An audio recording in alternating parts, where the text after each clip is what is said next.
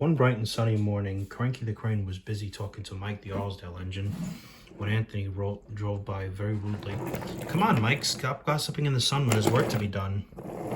This made Mike cross. Later, Anthony rolled up beside. "Me and Cranky are very good friends, and you and him have a lot in common too." "We do? And what would that be?" "Scrap," said Mike quietly. Anthony was shocked. "Don't mention that word. It makes my wheels wobble." "It does the same to Cranky. I once saved him from scrap." No you didn't. He actually was here before you, and he brought you here. From Bulstrode." "I know, but even so, being scrapped, saving an engine from scrap is, important. And even so, Merida does need another steam engine. Or diesel engine, doesn't matter. I don't discriminate." "Aye, she does, and quickly." So Anthony rolled away.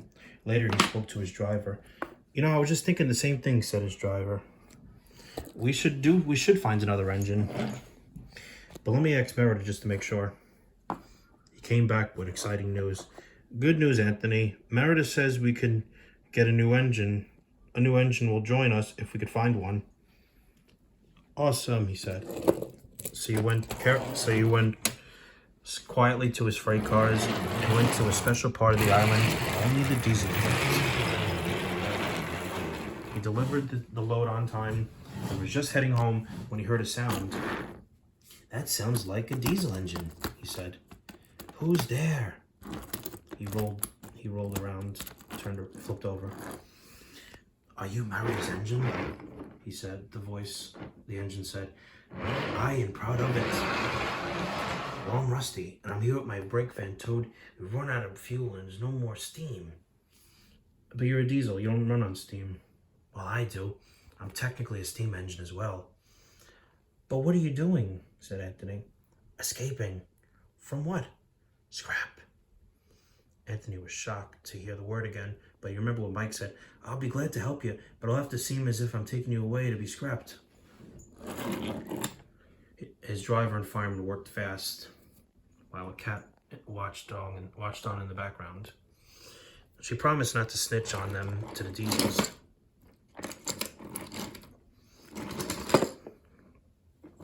Dang it. "Maybe I should get a flatbed." "Good idea," said Rusty.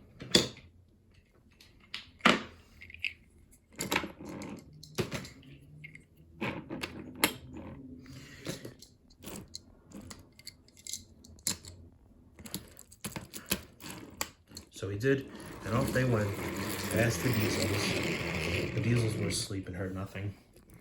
Just then, a guard stopped them. "Aha!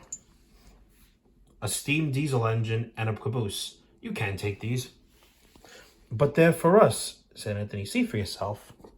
He examined Rusty and Toad carefully.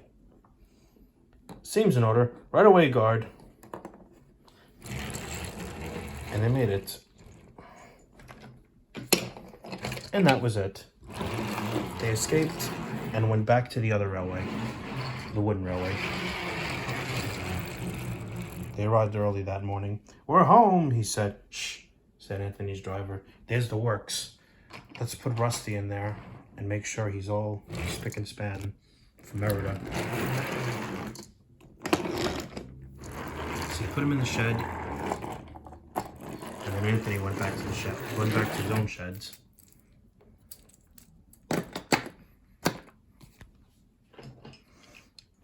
Anthony was none the worse for his adventure and had been enjoying himself enormously, and told the other engines all about it. "Merida will have to know right away. Anthony should tell him at once." "Well, here she is," said a voice. "And what's all this talk about?" "Beg pardon, ma'am, but we do need another engine here." "Yes, ma'am," said Gordon. "A steam engine." "Well, unless one is safe from scrap, there's little hope." "But, sir, one has," said Anthony. "Yes, indeed, and thanks to you, he's had our works being fixed. Rusty is just what we need for Mike's branch line." But he's a steam engine, right?" "Actually, Gordon, he's both. He's a steam diesel engine." "Okay, all right, we're good. You got a problem with diesel engines, Gordon?" No, it's just... Oh, no, it's just, I don't know. They give me a rash. Silly Gordon. So once Rusty was repaired,